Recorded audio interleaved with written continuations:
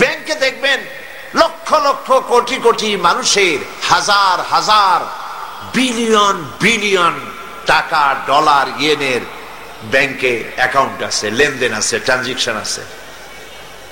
আগে তো কম্পিউটার আবিষ্কার হওয়ার আগে এগুলি সব লেজার বুকে লেখা থাকতো, বিশাল বিশাল বই, গরুর গাড়ি দিয়ে টানা লাগবে এত বড় বড় বই। এবং আপনি যদি বলেন যে আমার ব্যালেন্স কত, তা বলতে ম্যানেজার সাহেবের ঘাম ছুটে যেত। কিন্তু এখন কি এইসব লাগে? লাগে না। আপনি শুধু যাই বলবেন ইসলামী ব্যাংকের ম্যানেজার সাহেবকে যে আমার অ্যাকাউন্ট নাম্বার এত, আমার নাম এই, মেহরবানি করে বলুন ব্যালেন্স কত। ওনার রুমেই কম্পিউটার আছে, বাটন টিপবেন, সঙ্গে সঙ্গে আপনার কত টাকা জমা দিছিলেন, কবে দিছিলেন, ব্যালেন্স কত, ক্রেডিট কত, ডেবিট কত, ট্রানজাকশন কবে কি করছেন না করছেন, 14 গোষ্ঠী সব প্রিন্ট আউট হয়ে বেরিয়ে আসবে। ঠিক কিনা? এই হিসাব শুধু আপনার একার না, লক্ষ লক্ষ কোটি কোটি মানুষের সারা পৃথিবীর হিসাব। কম্পিউটারের ভিতরে মাইক্রোচিপস নামক ছোট্ট এতটুকু একটু যন্ত্র আছে যা 3 আঙ্গুল দিয়ে ধরা যায়। এত ছোট্ট মাইক্রোচিপসের ভেতরে যদি কোটি কোটি মানুষের সহস্র সহস্র কোটি টাকার হিসাব যদি রাখা যায়, তাহলে একটা মানুষের জীবনে যা করছে আর যা বলছে আল্লাহ ছোট্ট আমলনামা করে হাতের মুঠায় ধরিয়ে দিতে পারবেন না? বিজ্ঞানের আবিষ্কার যত বাড়বে, কোরআন বোঝা মানুষের কাছে তত সহজ হয়ে যাবে। সুবহানাল্লাহ, ইয়াসিন ওয়াল কুরআনিল হাকীম। এ হচ্ছে বিজ্ঞানময় কোরআন। কেন নাজিল হলো?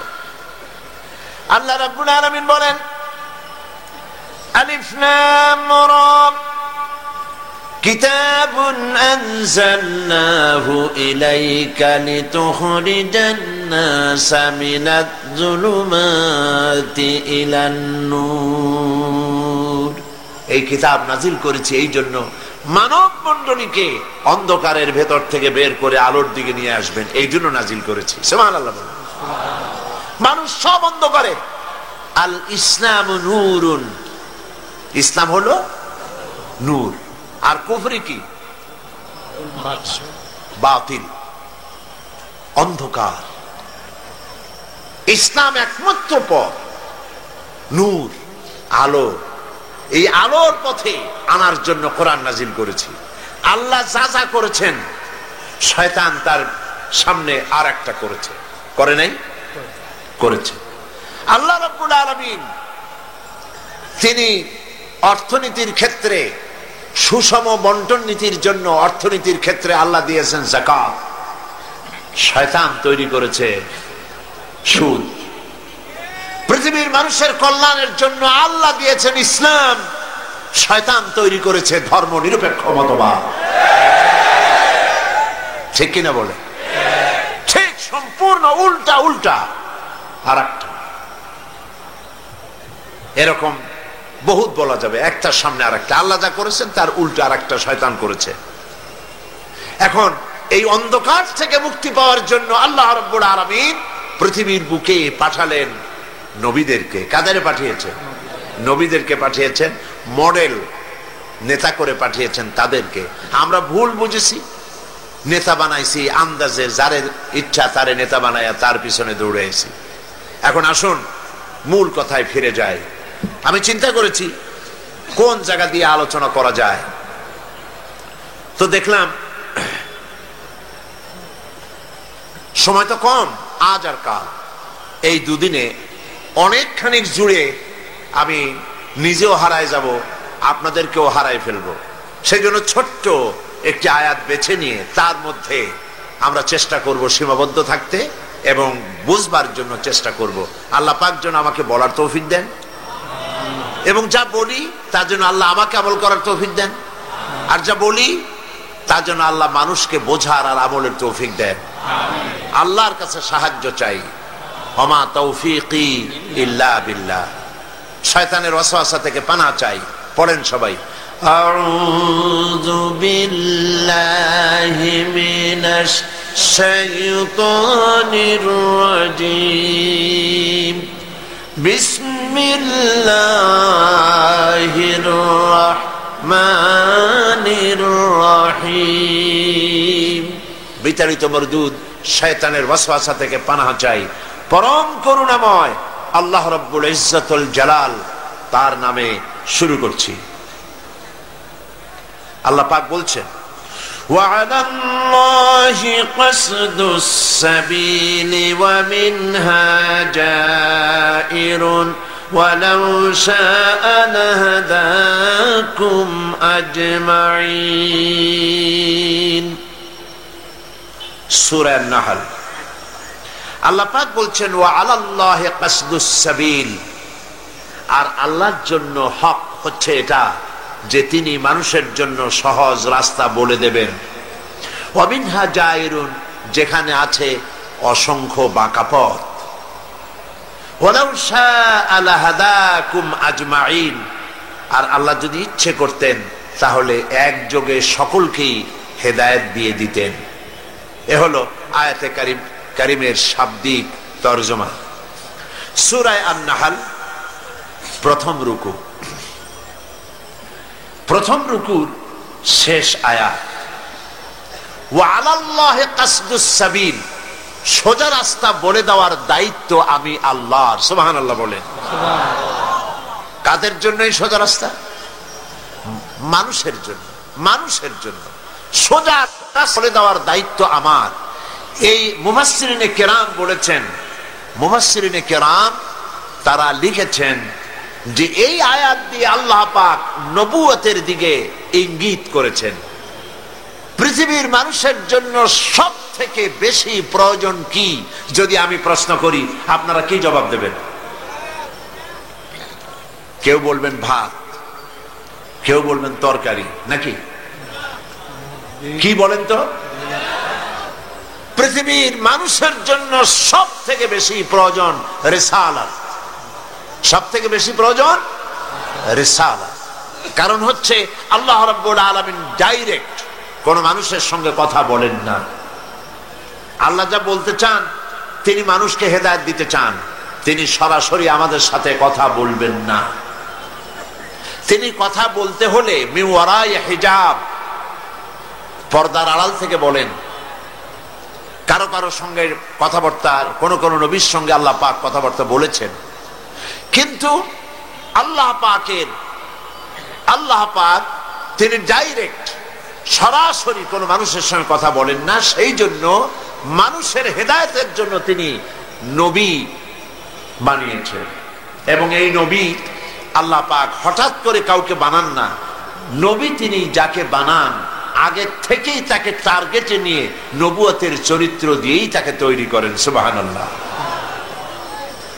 পৃথিবীতে নবী ইলেকশনে হয় না, নবী ভোটের মাধ্যমে নবী হয় না, নবী হয় সিলেকশনের মাধ্যমে। কিসের মাধ্যমে হয় বলেন? সিলেকশন। কে সিলেকশন করেন বলেন? কে করেন? আল্লাহ রাব্বুল আলামিন সিলেকশন করেন কাকে তিনি নবী বানাবেন, কেবলমাত্র তিনিই জানেন।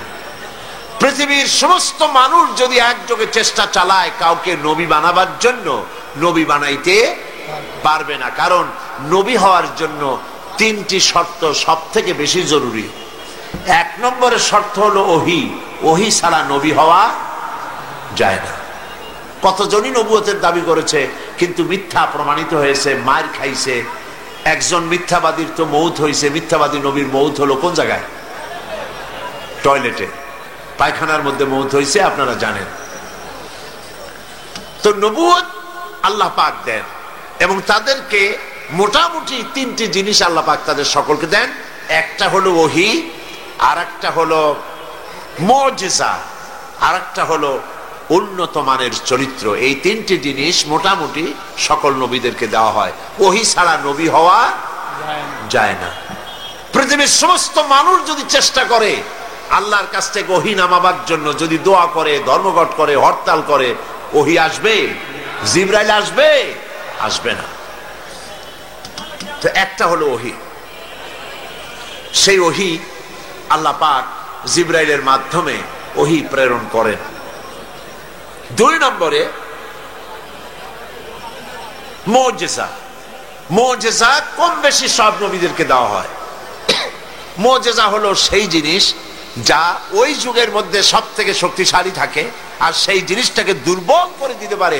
নবীর হাতে আল্লাহ পাক এমন শক্তি দেন। যেমন মূসা আলাইহিস সালামের জামানায় তখন শক্তিশালী ছিল জাদু। কি ছিল বলুন? আর মূসা আলাইহিস সালামকে আল্লাহ জাদু কাবু করার মতো মুজিজা দিয়েছিলেন, দেন নাই? আল্লাহ রাব্বুল আলামিন হযরতে মূসা আলাইহিস সালামকে প্রশ্ন করেছিলেন, ওয়া মা তিলকা বিয়ামিনিকা ইয়া মূসা, মূসা রে তোমার হাতে ওটা কি?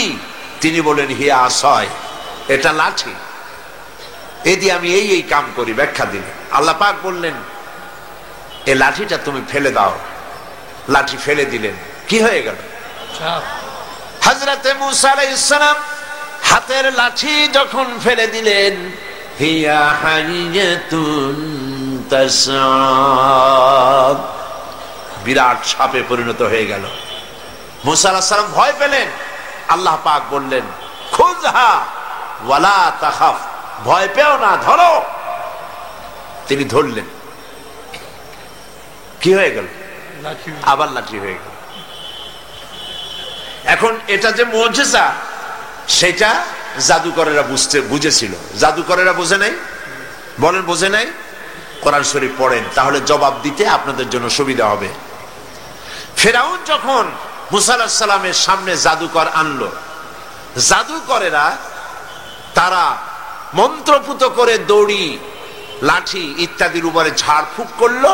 ওগুলো সাপ হলো, বাঘ হলো, সিংহ হলো, সাপ হলো। এরপরে মূসা আলাইহিস সালামকে আল্লাহ পাক হুকুম করলেন লাঠি ফেলে দিতে। লাঠি ফেললেন, লাঠি সাপ হয়ে গেল। সাপ হয়ে জাদুকরদের তৈরি করা এইগুলি সব কি করলো? খেয়ে ফেলে দিল। জাদুকরেরা বুঝতে পেরেছে, জাদুকরেরা বুঝতে পেরেছে আমরা যেটা দেখাইছি এটার নাম জাদু। মূসা আলাইহিস সালাম যেটা দেখাইছেন এটার নাম জাদু না, কারণ মূসা আলাইহিস সালাম যেটা দেখালেন ওটাই তো জাদু খেয়ে ফেলে দিয়েছে। কাজে এটা জাদু না, বরং জাদুর দাদা।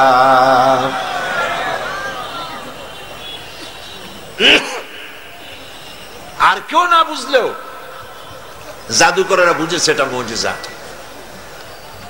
এবং তারা ঈমান এনেছে। আছে না কোরআন শরীফে? সেই ঘটনা আমি শোনাবো না। আমি বলতেছি সমস্ত নবীদেরকে আল্লাহ পাক তিনটা জিনিস দেন, একটা হলো ওহী, আর একটা হলো মুজিজা। দাউদ আলাইহিস সালামের সময় মুজিজা ছিল, তিনি লোহা দিয়ে অস্ত্র নির্মাণ করতেন। লোহা আগুনে পোড়ানো লাগতো না, লোহা ধরে চাপ দিতেন, পানির মতো গলে হাত দিয়ে পড়ে যেত। দাউদ আলাইহিস সালামের আরেকটি মুজিজা ছিল, তার গলার শিরিন আওয়াজ। তিনি যখন জাব্বুর শরীফ তেলাওয়াত করতেন, উড়ন্ত পাখিগুলি ওড়া বন্ধ করে দাউদ আলাইহিস সালামের চতুর্দিকে বসে বসে আল্লাহর কালাম শুনতো। হযরত ঈসা আলাইহিস সালামের মুজিজা ছিল, তিনি জন্মদিন চোখের উপরে হাত বুলায় দিতেন, চোখ দুটো ভালো হয়ে যেত। কুষ্ঠ ব্যাধিগ্রস্ত লোকের গায়ে হাত বুলাতেন, ব্যাধি ভালো হয়ে যেত। মুসা আলাইহিস সালাম ইন্তেকাল করলেন, মুজিজা ওখানে শেষ হয়ে গেল। তার উম্মতেরা ওই লাঠি দিয়ে আর কোন সাপ বানাতে পারে নাই। সুলাইমান আলাইহিস সালামের মুজিজা ছিল, সকালবেলায় সিংহাসনে বসতেন বিনা ইঞ্জিনে। এই সিংহাসন তাকে 1 মাসের পথ উড়ায় নিয়ে যেত, সন্ধ্যাবেলায় আর 1 মাসের পথ অতিক্রম করায় দিত। সুলাইমান আলাইহিস সালাম ইন্তেকাল করলেন, তার সিংহাসন উম্মতের 1 সেকেন্ডের জন্য আর উড়াইতে পারে নাই। দাউদ আলাইহিস সালাম ইন্তেকাল করলেন, তার উম্মতেরা লোহাকে চেপে আর পানি বানাইতে পারে নাই। ঈসা আলাইহিস সালামকে আল্লাহ রাব্বুল আলামিন উঠায় নিলেন 4th আসমানে।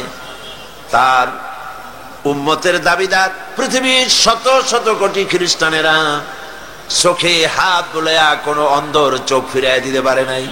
কুষ্ঠ ব্যাধিগ্রস্ত ব্যক্তির গায়ে হাত বুলাইয়া কুষ্ঠ ভালো বানাইতে পারে নাই। আল্লাহ রাব্বুল আলামিন অন্যান্য নবীদের মতো বিশ্ব নবী মুহাম্মদুর রাসূলুল্লাহ সাল্লাল্লাহু আলাইহি ওয়াসাল্লামকে মুজিজা দিলেন। কোন কোন কিতাবে লিখেছে আল্লাহ নবীর জীবনে মুজিজা যা ঘটেছে তা 3000-এরও বেশি হবে। এত মুজিজার ভিতরে সর্বশ্রেষ্ঠ মুজিজা হলো কোরআন শরীফ। নবীজি ইন্তেকাল করে গেছেন, কিন্তু মুজিজা নিশ্চল হয় নাই, নিষ্ক্রিয় হয়ে যায় নাই, মুজিজা সক্রিয় আছে। অন্যান্য নবীর উম্মতেরা নবীরা ইন্তেকাল করেছেন, মুজিজার কার্যকারিতা বন্ধ হয়ে গেছে, কিন্তু আল্লাহর নবী মুহাম্মদ রাসূলুল্লাহ সাল্লাল্লাহু আলাইহি ওয়াসাল্লাম ইন্তেকাল করেছেন। তার জীবনের শ্রেষ্ঠ মুজিজা কোরআন শরীফ কিয়ামত পর্যন্ত উম্মতেরা ব্যবহার করতে পারবে। শুধু কোরআন শরীফ শোনে, তাফসীর শোনে, নিজের মা বাপের ধর্ম পরিত্যাগ করে ঘোষণা করে লা ইলাহা ইল্লাল্লাহু মুহাম্মাদুর রাসূলুল্লাহ, সুবহানাল্লাহ। শুধু কোরআন শুনছে আর মুসলমান হচ্ছে। এবারেও চট্টগ্রাম তাফসীর মাহফিল গত শুক্রবারে শেষ হলো। 5 দিনে 30 জন হিন্দু বৌদ্ধ মুসলমান হয়েছে বছর। আলহামদুলিল্লাহ বলে। এটা হচ্ছে কোরআন শরীফ, আল্লাহ নবীর জীবন্ত মুজিজা। দুনিয়ায় আল্লাহ পাক নবীদের পাঠিয়েছেন, এক এক নবীকে এক এক ধরনের মর্যাদা দিয়েছেন, সম্মান দিয়েছেন, এক এক ধরনের সম্মান। কারো উপরে কাউকে আল্লাহ পাক বিশেষ বিশেষ সম্মান দান করেছেন। মুসা আলাইহিস সালামের সঙ্গে আল্লাহ রাব্বুল আলামিন কথা বলে তাকে সম্মানিত করেছেন। আইয়ুব আলাইহিস সালামকে ধৈর্য দিয়ে সম্মান দান করেছেন। ইব্রাহিম আলাইহিস সালামকে আগুনের পরীক্ষা দিয়ে পাশ করায় আল্লাহ পাক সম্মান দিলেন। এক একজনকে এক এক রকম সম্মান দান করেছেন। আপনার আমার নবী জনাবে মুহাম্মদ রাসূলুল্লাহ সাল্লাল্লাহু আলাইহি সাল্লামকে আল্লাহ পাক বিশ্ব নবী বানায়া সম্মানিত করেছেন। নবীজি বলেন, আল্লাহ পাক বলেন, নবী বলেন, কুল ইয়া আইয়ুহান নাসু ইন্নী রাসূলুল্লাহি ইলাইকুম জামিআ। হে নবী আপনি বলুন, হে বিশ্বের মানব মণ্ডলী, আল্লাহ পাক আমাকে তোমাদের সকলের জন্য নবী করে পাঠিয়েছেন। সুবহানাল্লাহ। সমস্ত নবীদেরকে ওহী দিয়েছেন আল্লাহ পাক, সে ওহী আনার জন্য যেতে বলা হয়েছে। ঈসা আলাইহিস সালামকে বলা হয়েছে অমুক জায়গায় যাও ওহী আনার জন্য।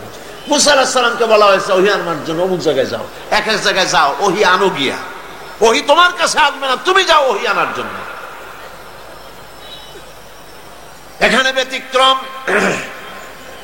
বিশ্বনবী মুহাম্মদ রাসূলুল্লাহ সাল্লাল্লাহু আলাইহি ওয়াসাল্লাম যেখানে আল্লাহর ওহী সেইখানে। নবীজি নামাজের মধ্যে আছেন, ওহীর প্রয়োজন হয়েছে, নামাজের ভিতরে ওহী নাজিল হয়ে গেছে। নবীজি যখন কাবা শরীফ থেকে মক্কা থেকে মদিনায় হিজরত করলেন, নামাজ পড়তেছেন বাইতুল মুকাদ্দাসের দিকে কিবলা করে নামাজ পড়তেছেন। মন চায় আল্লাহ যদি দয়া করে মক্কার দিকে ফিরে নামাজ পড়তে বলতেন, সেজন্য তিনি হাত উঁচু করেন না, আল্লাহর কাছে মোনাজাত করেন না, মুখ দিয়েও বলেন না, শুধু মনে মনে এই ধারণা, আল্লাহ যদি ওহী নাজিল করে দিতেন কাবার দিকে ফিরে নামাজ পড়তাম, মক্কার দিকে ফিরা।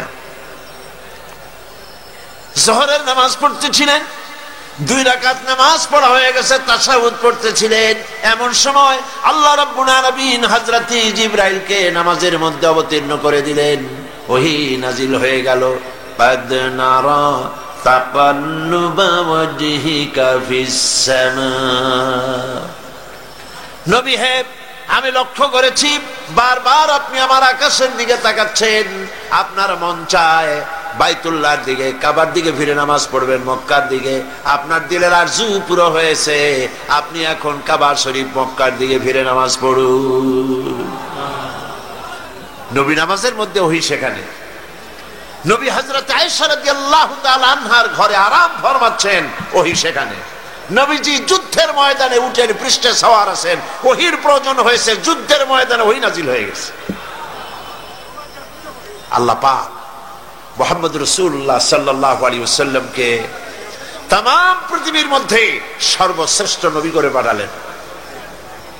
এই নবুয়ত ছিল পৃথিবীর মানুষের জন্য সব থেকে বেশি জরুরি, এর থেকে বেশি জরুরি আর কিছু না। এক নম্বরের জরুরত হচ্ছে মানুষের জন্য রিসালাত। কারণ হচ্ছে এই, আমরা পৃথিবীতে এসেছি, আবার ফিরে যেতে হবে, ঠিক কিনা? সত্য কিনা? না, এখানে এসেছি আর যাওয়া লাগবে না, এইখানেই জন্মেছি, এই মাটির সাথে মিশে যাব, আমাদের কার আল্লাহর দরবারে আমার কিয়ামতে আর ওঠা লাগবে না। বিষয়টি কি এমন?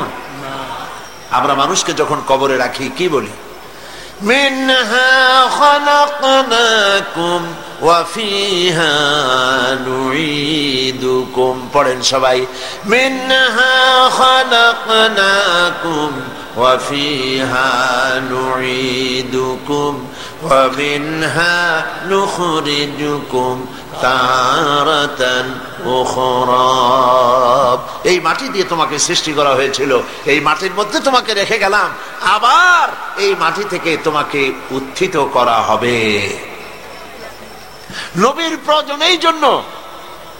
যদি ঝামেলা থাকতো না, যদি এখানে হয়েছি মরে যাব, বাস, দিস মাস ফিনিশ, আর আমাদের কোনো জবাব দিও নাই, মরে যাব, শেষ হয়ে যাব, তাহলে নবীর দরকার ছিল না, কোরআনের দরকার ছিল না। ইট, ড্রিঙ্ক এন্ড বি মেরি, খাও, পান করো, ফুর্তি করো, ডু ফুর্তি, নো চিন্তা। কিন্তু আমরা সেটা করতে পারি না। হেসে খেলে জীবনটা যদি চলে যায়, যাক না, পাগলের যেতে পারে, কিন্তু বুদ্ধিমানের এভাবে যাবে না। কথা বুঝে আসছে? বুদ্ধিমানের এভাবে যাবে না।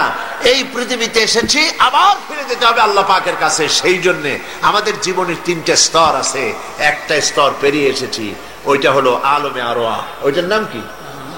আলমে আরওয়াহ, রূহের জগৎ। এখন যেখানে আছি এটা হলো আলমে আসবাব।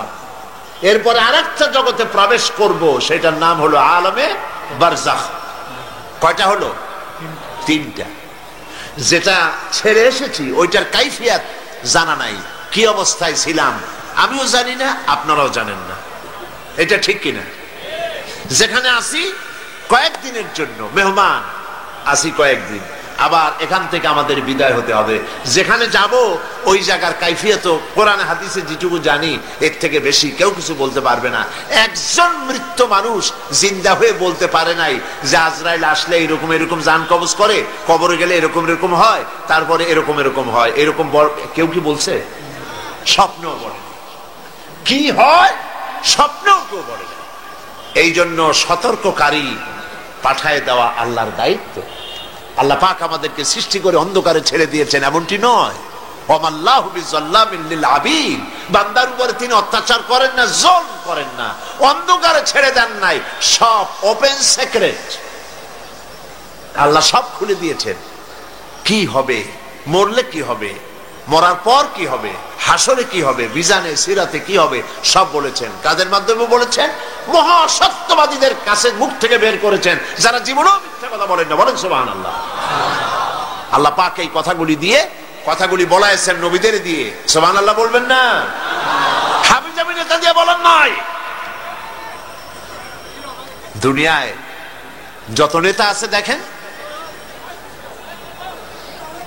নবীদেরকেও দেখেন আর ওই সব নেতাদেরকেও দেখেন। পৃথিবীর পথ তো দেখাইছে দুই ধরনের মানুষেরাই, একথা আমি আরো অনেকবার বলেছি। দার্শনিকরা পথ দেখাইছে, রাজনৈতিক নেতৃবৃন্দরা পথ দেখাইছে, আর দেখিয়েছেন নবীরা। আমরা কাদের পথ অনুসরণ করব? দার্শনিক, দার্শনিক, কবি, সাহিত্যিক, এই কোনো মানে নাই, দাম নাই। কবিদের পথে তো যাওয়ার কোনো মানেই নাই, কারণ কবিরা যা বলে কাজে তা করে না। পৃথিবীতে কবিরা ভাবা বেগে চলে। এর মধ্যে ভালো হলো ওইসব কবি যারা আল্লাহরে ভয় করে, নেক আমল করে, এরা হলো ভালো কবি। কবির উপরে, সাহিত্যিকের উপরে আমার আলোচনা আজকে না, এ ব্যাপারে আমার বক্তৃতা আছে, আপনারা খুঁজলে পাবেন। আমার বক্তব্য হচ্ছে পৃথিবীর কবি, সাহিত্যিক, দার্শনিক, রাজনৈতিক নেতা থেকে নবীরা সম্পূর্ণ স্বতন্ত্র, এইটা আমি বুঝাতে চাই। আমরা কি বুঝতে পারতেছি? বুঝতে পারতেছি? দুনিয়ার নেতাগুলি দেখেন, কোন নেতা এরকম আপনি একজন পাবেন যিনি দাঁড়িয়ে বলবেন আমি ছাত্র জীবনে যা যা করছি, আমার যৌবনকালে যা যা করছি, আমার গ্রামবাসীরা আমার সম্পর্কে যা জানে, আমার বউ আমার সম্পর্কে যা যা জানে, আমার ড্রাইভার, আমার চাকর, আমার ভাই বোন আমার সম্পর্কে যা যা জানে, সব মানুষের কাছে বলে দিক। পারবে বলতে? না, একটি জবাব, একটি অক্ষর পারবে না। কারণ কার না পদস্খলন ঘটে নাই, ছোটবেলা থেকে শুরু করে প্রৌঢ়ত্ব পর্যন্ত জীবনে কত দুর্ঘটনা ঘটেছে। কোন নেতা পাবেন এরকম বলবে? একজন পাবেন, সুবহানাল্লাহ বলে। একটা মিশনকে পাবেন, সেই মিশন হচ্ছে নবুয়তের মিশন। নবীরা মিথ্যা কথা বলেন না, সুবহানাল্লাহ বলবেন না? নবীরা মিথ্যা বলেন না, নবীরা মাসুম, নবীরা বেগুনাহ, কোন গুনাহ করেন না। মুহাম্মদুর রাসূলুল্লাহ সাল্লাল্লাহু আলাইহি ওয়াসাল্লাম কেমন নেতা দেখেন। যার কথা শুনবেন তার সম্পর্কে তো আগে একটা ধারণা হইতে হবে। নবীর কথা মতো চলবো, রাজনৈতিক নেতাদের কথা মতো চলবো না, দার্শনিক রাজনৈতিক নেতা এদের কথা মতো চলবো না, নবীদের কথা মতোই চলবো। কারণ কি? কারণ প্রত্যেক ব্যক্তির, সাধারণ মানুষের পদস্খলন ঘটেই, ভুল হয়। নবীদের ভুল হয় না, কারণ আল্লাহ নিজে তাদেরকে কন্ট্রোল করে। কথা কি বুঝে আসে?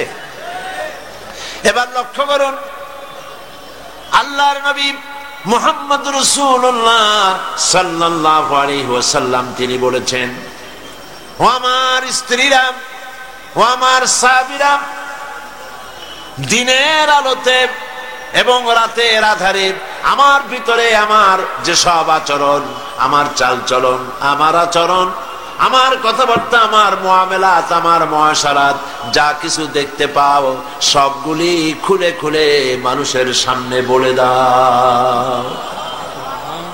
সব বলো, কোনো কথা বাদ রেখো না। কারণ মুহাম্মদ সাল্লাল্লাহু আলাইহি ওয়াসাল্লামকে আল্লাহ পাক বানিয়েছেন মডেল, তিনি হলেন আদর্শ, গোটা বিশ্ববাসীর জন্য তিনি আদর্শ। কোরআনে কারীমে রব্বুল আলামিন বলেছেন, লাকাদ কানা লাকুম ফি রাসূলিল্লাহি উসওয়াতুন হাসানাহ, তোমাদের জন্য মহত্তম গ্রহণযোগ্য আদর্শ হতেছেন তোমাদের রাসূল মুহাম্মদ সাল্লাল্লাহু আলাইহি ওয়াসাল্লামের ভেতরেই তোমাদের আদর্শ আমি রেখে দিয়েছি। দুনিয়ায় নবী করিম সাল্লাল্লাহু আলাইহি ওয়াসাল্লামের চরিত্রে, তার ক্যারেক্টারে, তার আখলাকের সার্টিফিকেট আল্লাহ পাক নিজেই দিয়ে দিচ্ছেন। সুবহানাল্লাহ বলেন। আল্লাহ পাক কোরআনে কারীমের মধ্যে বলেছেন, ওয়া ইন্নাকা লাআলা খুলুকিন আযীম, নবী হে আপনি হচ্ছেন মহৎ চরিত্রের উপরে প্রতিষ্ঠিত, মহান চরিত্র আপনার। সুবহানাল্লাহ বলবেন না? নবী করিম সাল্লাল্লাহু আলাইহি ওয়াসাল্লাম শ্রেষ্ঠ চরিত্রের অধিকারী, তার চাইতে শ্রেষ্ঠ চরিত্রবান আকাশে, নিচে, জমিনের উপরে আল্লাহ পাক আর বানাননি। সেই জন্য নবীদের কথা অনুযায়ী চলতে হবে। আল্লাহ পাক তাই বলছেন, ওয়া আলাল্লাহি কাসদুস সাবিল, সোজা রাস্তা বলে দেওয়ার দায়িত্ব আমার। ওয়া মিনহা জাইর, যেখানে আছে বাঁকা পথ, এই পৃথিবীতে বাঁকা পথ আছে বলেই তো সোজা পথের কথা আল্লাহ পাক বলছেন, ঠিক কিনা কোন? সত্য কিনা? এই বাঁকা পথগুলি কারা তৈরি করেছে? মানুষ তৈরি করেছে, শয়তান তৈরি করেছে, শয়তানের পথ অনুসরণ করেছে মানুষ। এই জন্য আল্লাহ পাক বলছেন, নবী, আমি নবী পাঠাবো পৃথিবীতে, সেই নবীদের পথ অনুসরণ করে তোমাদেরকে জীবন পরিচালনা করতে হবে। নবী করিম সাল্লাল্লাহু আলাইহি ওয়াসাল্লাম পৃথিবীর মানুষগুলিকে আল্লাহর কাছ থেকে এসেছে, আবার আল্লাহর কাছে ফিরে যেতে হবে, সেই জন্য তাদেরকে তাওহীদ বুঝাইছেন। বলেছেন, লা ইলাহা ইল্লাল্লাহু মুহাম্মাদুর রাসূলুল্লাহ। জোরে সোরে পড়েন লা ইলাহা লা ইলাহা ইল্লাল্লাহ লা ইলাহা।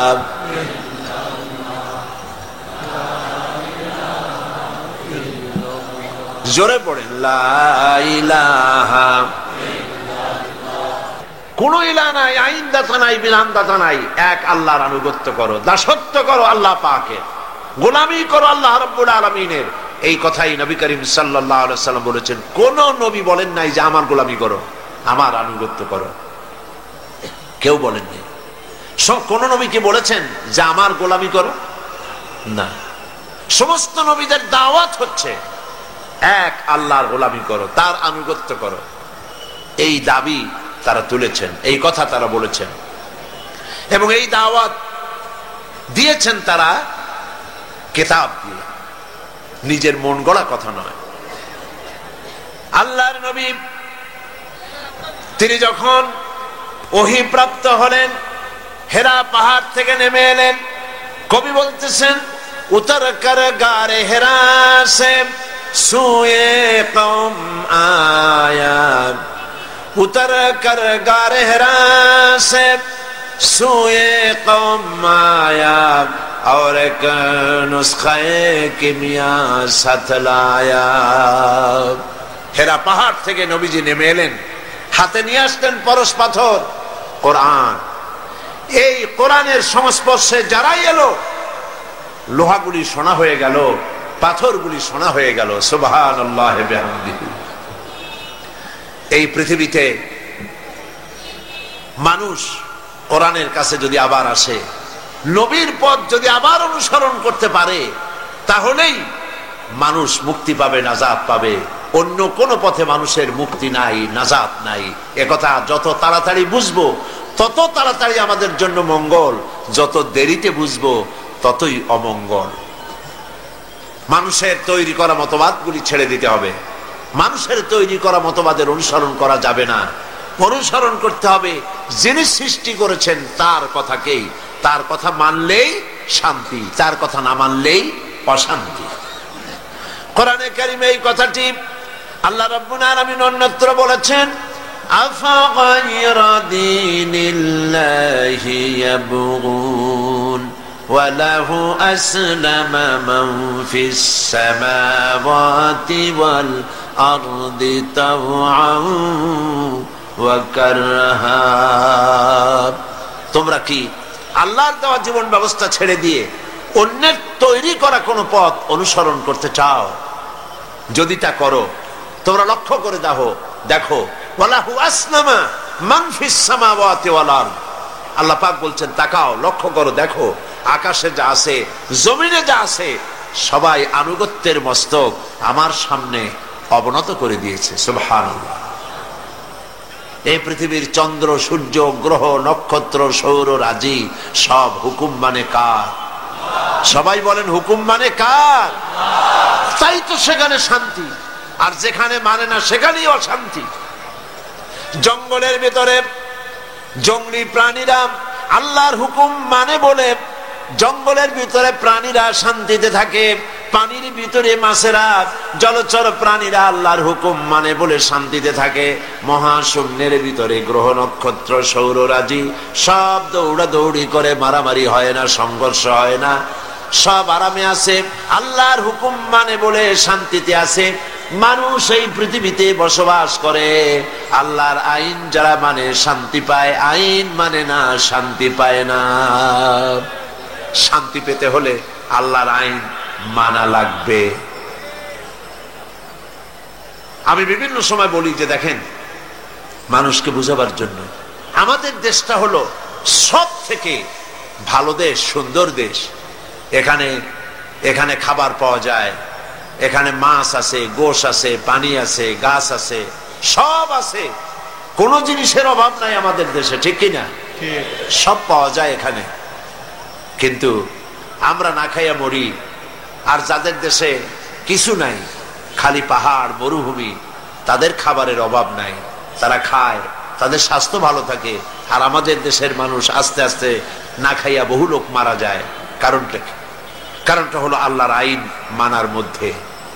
কোরআনে কারিমে আল্লাহ রাব্বুল আলামিন বলেছেন, ওয়ালাউ আন্না আহলাল কুরা আমানু ওয়াত্তাকাউ লাফাতাহনা আলাইহিম বারাকাতিম মিনাস সামাই ওয়াল আরদ। জনপদের লোকেরা যদি দুইটা কাজ করে, আমার উপরে যদি ঈমান আনে আর আমাকে যদি ভয় করার নীতি অবলম্বন করে যদি চলে, তাহলে সেই দেশের মানুষের জন্য আকাশ আর জমিনের সব বরকতের দরজা আমি আল্লাহ খুলে দেব। এটা আল্লাহ পাকের ওয়াদা, আকাশ এবং জমিনের বরকতের দরজা খুলে দেব। আল্লাহ চান না তার বান্দারা জাহান্নামে যাক, আল্লাহ চান বান্দারা জান্নাতে আসুক। সেই জন্য নবী পাঠাইছেন, আর নবীরা সেই পথ দেখাইছেন। আমরা মনে করি নবীর পথ বলতেই মনে করি নবীর পথ দাড়ি, টুপি, জামা, খেলাল করা, মিষ্টি খাওয়া, কদু খাওয়া, সুরমা লাগানো, আতর লাগানো।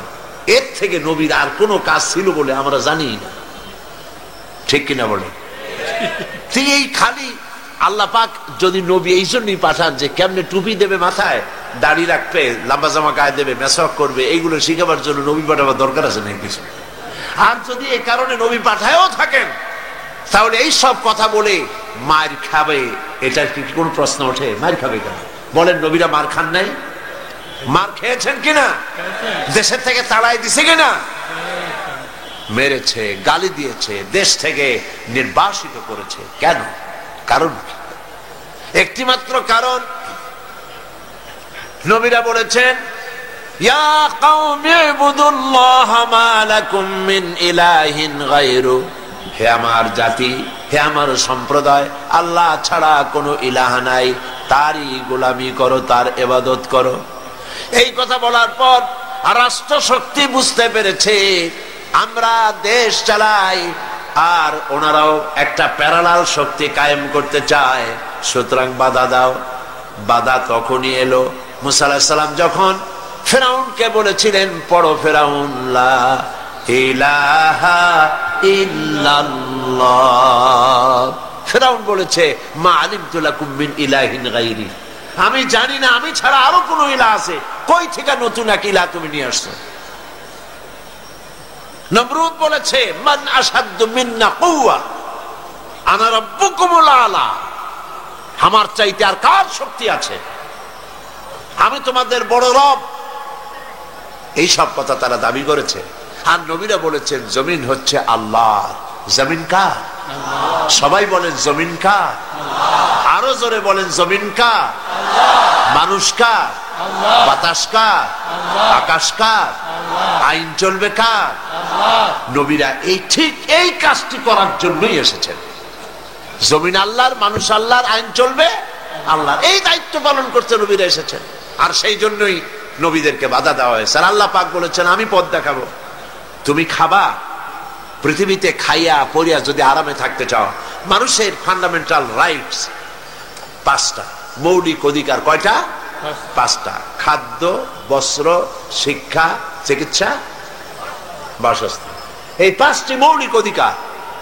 কে দেবে এই অধিকার? কে দেবে এই অধিকার?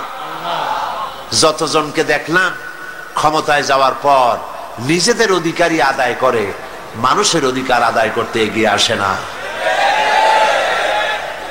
যখন ক্ষমতায় থাকে টের পাওয়া যায় না, ক্ষমতায় যাওয়ার পর দেখা যায় কত হাজার হাজার কোটি টাকা নিজেদের জন্য তারা খরচ করেছে।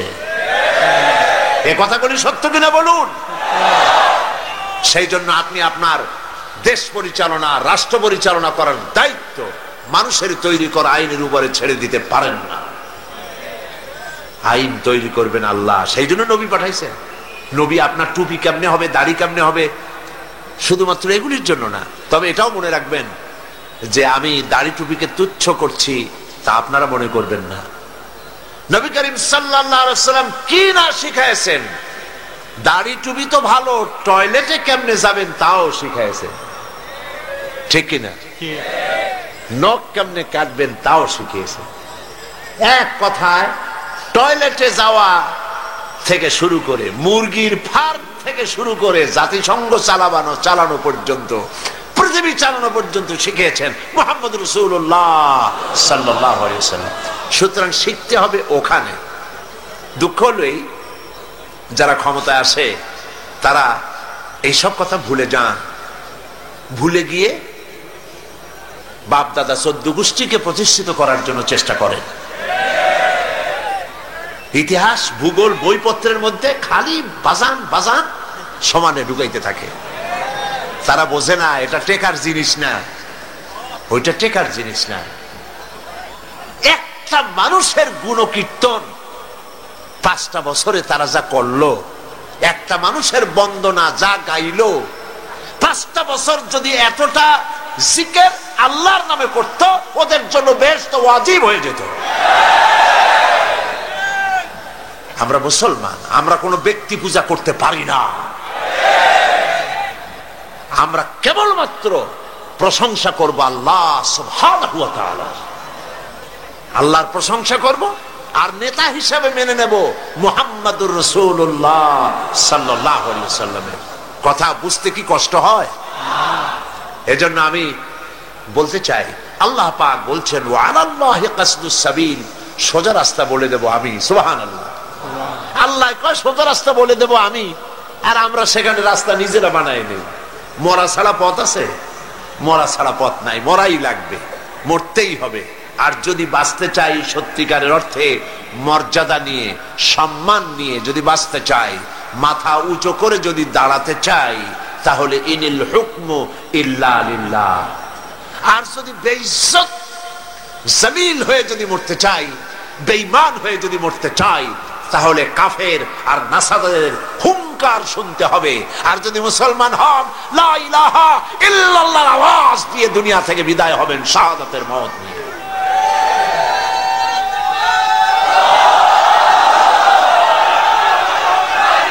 এখন ইসলামের আলো পেতে এসেছি, মুসলমান হওয়ার জন্য এসেছি। নবীজি বললেন, ওমর পড়ো লা ইলাহা ইল্লাল্লাহু মুহাম্মাদুর রাসূলুল্লাহ।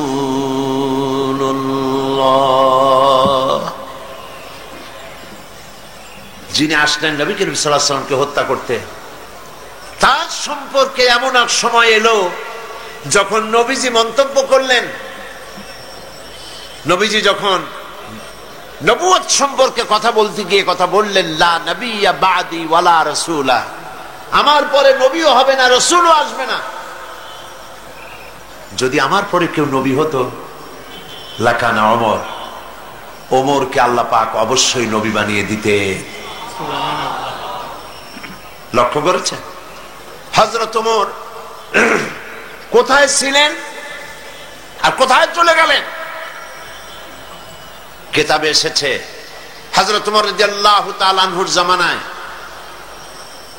হযরত আলী রাদিয়াল্লাহু তাআলা আনহু তিনি স্বপ্নে দেখছিলেন, স্বপ্ন দেখছেন যেন তিনি মুহাম্মদ সাল্লাল্লাহু আলাইহি ওয়াসাল্লামের পেছনে ফজরের নামাজ আদায় করছেন। এটা হযরত আলীর স্বপ্ন। স্বপ্ন দেখে স্বপ্নের ভেতরে তিনি নামাজ পড়লেন রাসূলের পেছনে। নামাজ শেষ করে তিনি বেরিয়েছেন। মসজিদের দরজা আসার পর তিনি দেখলেন এক বুড়ি দাঁড়ানো, হাতে এক ঝুড়ি খোরমা। বলছেন ওমর, বলছেন আলী, এই খোরমাগুলি নিয়ে যাও, আমার নতুন বাগানের খোরমা, নবী করিম সাল্লাল্লাহু আলাইহি ওয়াসাল্লামকে দিবে, তিনি নিজে খাবেন এবং সাহাবায়ে কিরামদেরকে দিবেন। এতে করে আমার বাগানে আল্লাহ পাক বরকত দান করবেন। হযরত আলী ভিতরে ঢুকলেন। স্বপ্ন না বাস্তব? স্বপ্ন দেখতেছেন, আপনারা খেয়াল রাখেন। কিন্তু নবী করিম সাল্লাল্লাহু আলাইহি ওয়াসাল্লামের কাছে গিয়ে হযরত আলী পাত্রটি দিলেন আর ওই মহিলার কথা শোনালেন। নবীজি পাত্র থেকে একটি খোরমা হাতে তুলে হযরত আলীর মুখে দিয়ে দিলেন। হযরত আলী খোরমাটা চিবুচ্ছিলেন। ঠিক এমন সময় ফজরের আজান হয়ে গেল। ফজরের আজান হযরত আলীর কানে এসেছে, ঘুম ভেঙে গেল। কিন্তু রাসূলের হাতের দেওয়া খোরমার স্বাদ তখনও তার মুখের মধ্যে ছিল। তিনি উযু করলেন, ফজরের নামাজ পড়ার জন্য মসজিদে নববীতে পৌঁছে গেলেন। ইমামতি করতে দেখছেন কাকে? হযরত ওমর রাদিয়াল্লাহু তাআলা আনহু। তার জমানায় এই স্বপ্ন। হযরত ওমর ইমামতি করছেন, ফজরের নামাজ শেষ হয়েছে, মাসনুন তরিকা অনুযায়ী হযরত ওমর রাদিয়াল্লাহু তাআলা আনহু সালাম ফিরিয়ে পেছনের দিকে ফিরেছেন। হযরত আলী ফজরের পরে মাসনুন দোয়াগুলি পড়ে সকলের আগে বেরিয়ে গেছেন। মসজিদ থেকে বেরোবার সাথে সাথে দেখেন দরজার কোনায় এক মহিলা দাঁড়ানো, এক পাত্র খোরমা হাতে।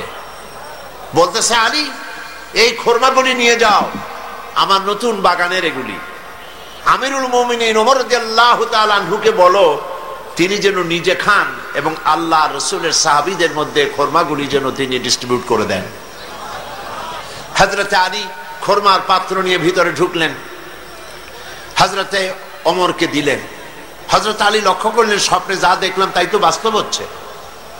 তিনি খোরমার পাত্র দিয়ে ঘটনা শোনালেন। হযরত ওমর খোরমার পাত্র থেকে একটি খোরমা তুলে হযরত আলীর মুখের মধ্যে দিয়ে দিলেন। হযরত আলী খোরমা খেয়ে বলছেন, ওমর, জিদনি তামরাতান ওখরা, আমাকে আরেকটা খোরমা দাও, খেতে খুব মজা লাগছে। যা আছে এখানে খোরমা সবাইকে দিলেও আরো উদ্বৃত্ত থাকবে, দাও না আমাকে আরেকটা। হযরত ওমর বলছেন, ইয়া আলী, লাউ আন্না রাসূলুল্লাহ সাল্লাল্লাহু আলাইহি ওয়াসাল্লাম যাদাত লাজিদনাক। হে আলী, নবী করিম সাল্লাল্লাহু আলাইহি ওয়াসাল্লাম স্বপ্নের মধ্যে তোমাকে যদি একটার বেশি দিতেন, আমিও তোমাকে একটার বেশি দিতাম। সুবহানাল্লাহ। হযরত আলী রাদিয়াল্লাহু তাআলা আনহু অবাক হয়ে গেলেন। কি আশ্চর্য কথা, স্বপ্ন দেখলাম আমি, আর তিনি কি করে বুঝলেন? তিনি প্রশ্ন করলেন, ইয়া ওমর, আহিয়া রুইয়া রাইতাহা আমি তালাত আমিয়া রুইয়া রাইতাহা তালাত আলাই। হে ওমর, এটা কি তুমি স্বপ্ন দেখেছো, না গায়েব থেকে তোমাকে তেলা করা হয়েছে, গায়েব থেকে তোমাকে জানানো হয়েছে? বিষয়টা কি? তুমি কেমনে জানলে যে আজকে রাত্রে আমি এই ধরনের স্বপ্ন দেখেছি? হযরতে ওমর তিনি বললেন, আলী, ওয়াল্লাহি মা হিয়া রুয়া ওয়ালা গায়েব, এটা স্বপ্ন নয়, এটা গায়েব নয়। ওয়ালাকিন্নাল মুমিনা ইযা আখলাসা কলবাহু ইয়ারা বিনুরিল্লাহ। ওয়ালাকিন্নাল মুমিনা ইযা আখলাসা কলবাহু, আসল কথা হচ্ছে আমি স্বপ্নও দেখি নাই, আমি গায়েবও জানি না, গায়েব থেকেও জানানো হয় নাই। মূল কথা হলো একটি মানুষ যখন আল্লাহর গোলাম, আল্লাহর বান্দা, যখন তার ব্যক্তি, তার চরিত্র, তার নৈতিকতা সকল দিক থেকে সে আল্লাহর জন্য হয়ে যায়, তখন আল্লাহর সাহায্যেই সে দেখতে পায়। হযরত ওমর রাদিয়াল্লাহু তাআলা আনহু কোন পর্যায়ে ছিলেন আর কোথা থেকে আল্লাহ তাকে কোথায় নিয়ে গেলেন, এটা কিসের বরকতে নিয়েছেন? কোরআনের বরকতে। সে হচ্ছে সেই কোরআন, যে কোরআন সম্পর্কে নবী করিম সাল্লাল্লাহু আলাইহি ওয়াসাল্লাম বলেছেন, খায়রুকুম মান তাআল্লামাল কুরআনা ওয়া আল্লামাহু। সাদাকান নবী সাল্লাল্লাহু আলাইহি ওয়াসাল্লাম, তোমাদের মধ্যে উত্তম হচ্ছে সেই ব্যক্তি যে ব্যক্তি নিজে কোরআন শেখে আর অন্যজনকে শেখায়।